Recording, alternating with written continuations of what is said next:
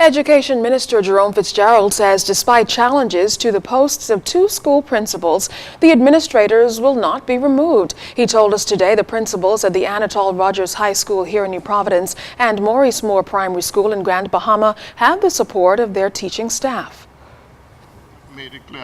I don't want to continue to dwell on that. I mean, I've made my position very clear. I mean, I think from the onset I have said what the position is with regard to those principles and the processes that we went through in order to make sure that we came to a decision that we thought was the best decision in all circumstances.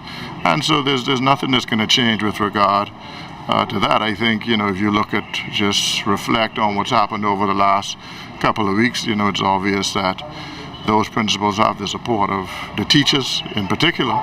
But the ministry supports them as well. Now, while education officials battle deficiencies at existing schools, they're also making plans to accommodate the sprawling communities of southern New Providence by constructing a new school there. Our schools in the south are challenged with regard to capacity.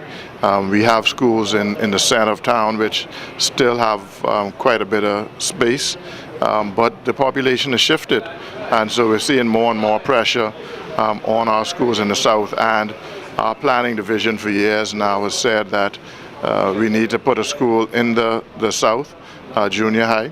We have a plot of land that's been identified, and so over the next couple of years we plan to add a junior high and a primary school, as a matter of fact. Well, tonight Minister Fitzgerald is also responding to a concern raised by one of our Facebook followers who questioned whether or not a fence was erected at the Anatole Rogers School separating the senior and junior students. The Facebook follower charged that this was a safety concern which needed the government's attention. Here's the minister's response to that and a similar setup at the Jack Hayward High School in Grand Bahama. I took down that separation between the two. I don't support that, and we don't support that in the ministry. At some point, we have on the drawing board now to construct a new junior high school in that area. But until that is done, the school will be a high school for junior and senior high. But because was there at Anatole? No, there was never any separation. There was a separation of a gate at Jack Hayward in Grand Bahama, which we removed. But there's no separation, and there will not be separation at Anatole Rogers.